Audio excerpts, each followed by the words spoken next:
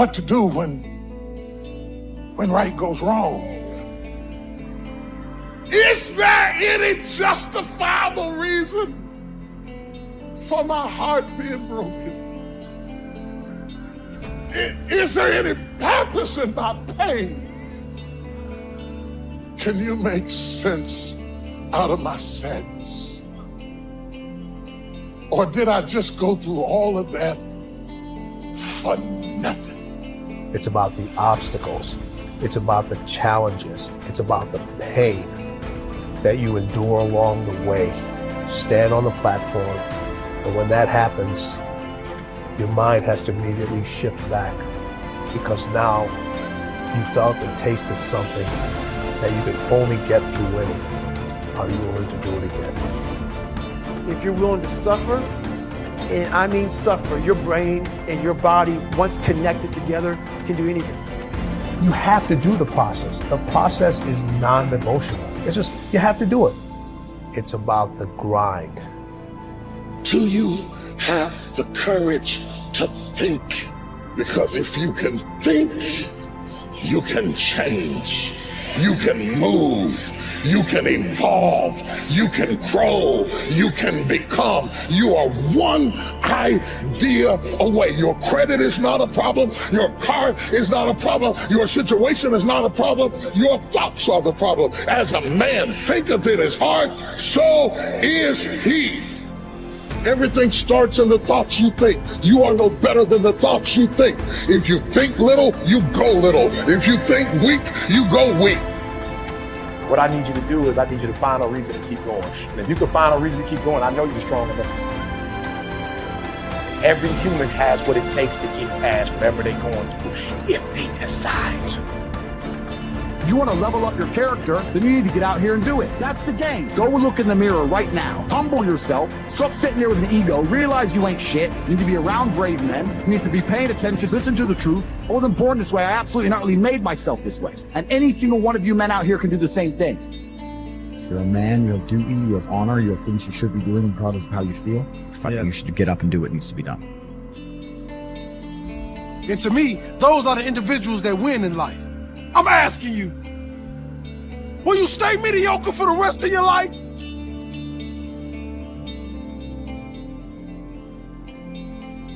Success happens to you not because you desire it, because you earn it. Everybody desires it.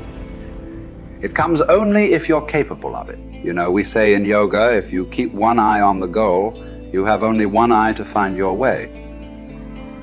That's not a good way to play a game. It's better both your eyes are on the game. The winning the cup and the accolades are things which happen because we play a game well.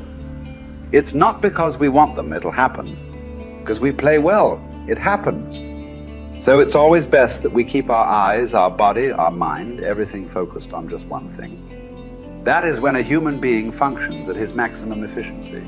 If everything is focused in one way, your body, your energy, your mind, everything is organized in just one direction. A person who's going in one direction will go somewhere. A person who's trying to go in 5 different directions will not go anywhere. For one who is seeing this life as a stepping stone for a larger possibility, for him, there is no failure.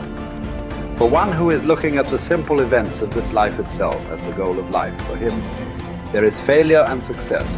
If you are just seeing this life as a stepping stone for a larger possibility, if you have a good deal, you use that for your well-being. If you have a bad deal, you use that for your well-being. The economy was on the boom when every fool could be successful. When the economy is on the boom, everybody gets carried, isn't it?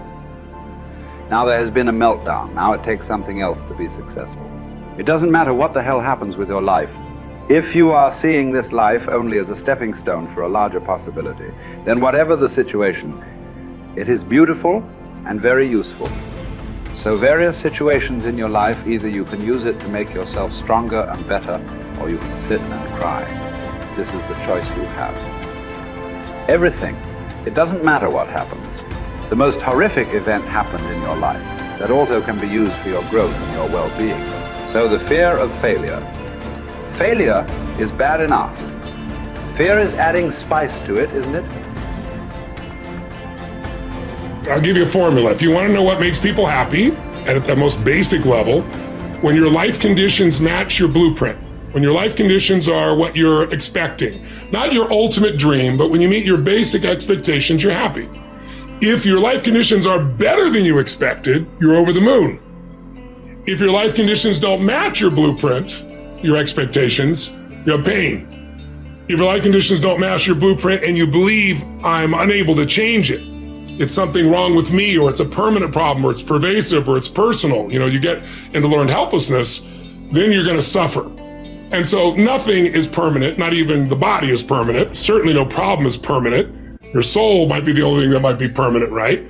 So it's really helping people to understand that when the life conditions change, your blueprint has to change with it. Either if you're not happy, you either have to change your life or change your blueprint, your expectations. Usually it requires a combination of those two. So often what you say people is slighting is their life conditions changed, and then what they were doing wasn't enough to make them feel the way they wanted to feel, and so then they adapted to an old style of coping. They went back to smoking or drinking or eating or yelling at people or whatever the pattern may be. But that's because they didn't continue to grow. And so that's why it's not a static thing with me. I teach people not just, okay, you're going to make these changes in your values. It's like, you got to look as your life conditions change. You're going to make that happen. As you hit different stages of life, you're going to have to make those decisions. And people everybody wants their life to be better, but no one wants to change, right? So we have to keep changing as the life conditions change. We got to update our blueprint, our values, our beliefs, our rules about how to play the game. And we have to update our behaviors to adapt to where the environment is. If you don't do that, you're in trouble. There are many people during COVID who it was the most horrific experience. There are many people that learned to use COVID, not like COVID used them. They grew their businesses, they expanded their mind, they shifted their emotions. They did things they never would have done. Other people gained 20 pounds, right? So it's all a matter of, do you adapt to the life conditions? And do you learn how to learn? Because this isn't a one-time thing. Oh, I did this thing. I went and worked out for a weekend. Now I'm pumped. Well, great. How long is that going to last? You're going to have to continue to use that and have a daily practice. Otherwise, you, of course, go back. And that's the biggest missing thing. I teach people daily practices that can take what they've learned and make it ongoing in their life, as opposed to, wow, I had this great weekend.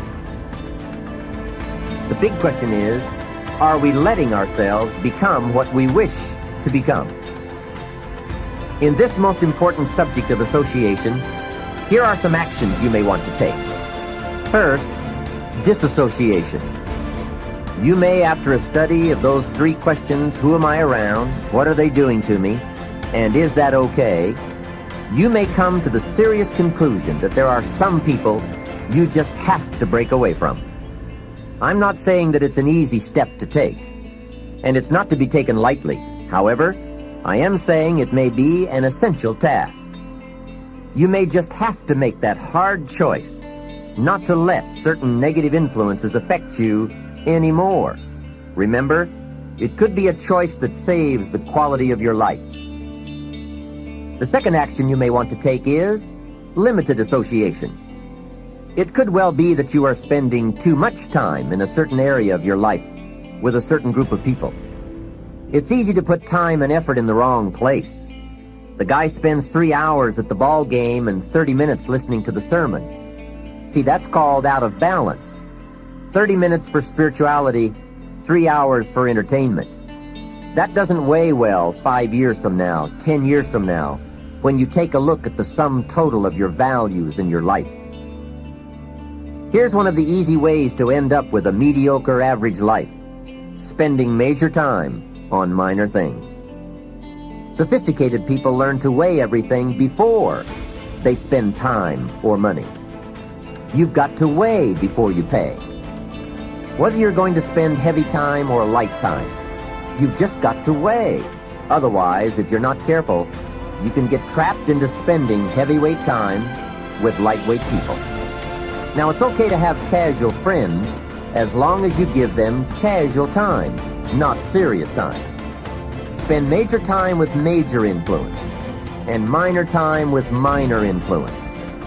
It's so easy to do just the opposite, but don't let it be said that you fell into that trap. So maybe all you need to do to change some of the influences in your life is not to eliminate them, but merely limit them. Say, I have a good time with these people, but I'm not going to spend days and days with them anymore. I'm just going to cut that down and save some of that time for more major people and more major enterprises. Remember, it's your life. You can spend your time with whomever you want and whenever you want. But you didn't invest in this program for me to kid you. Take a look at your priorities and your values. We have so little time at our disposal. Wouldn't it make sense to invest it wisely? If you have only $100 in your pocket, it's okay to spend $20 for fun and put $80 toward your important values and commitments. But would you be happy reversing those percentages? Better to put the majority of your money where you know it will get you a positive return, rather than put it where the taste is brief and the results are poor. Of course, you must be the judge. You must determine whether the situation and the people call for disassociation or limited association. But remember, if it isn't taking you where you want to be 5 years from now, 10 years from now, now is the time to fix it.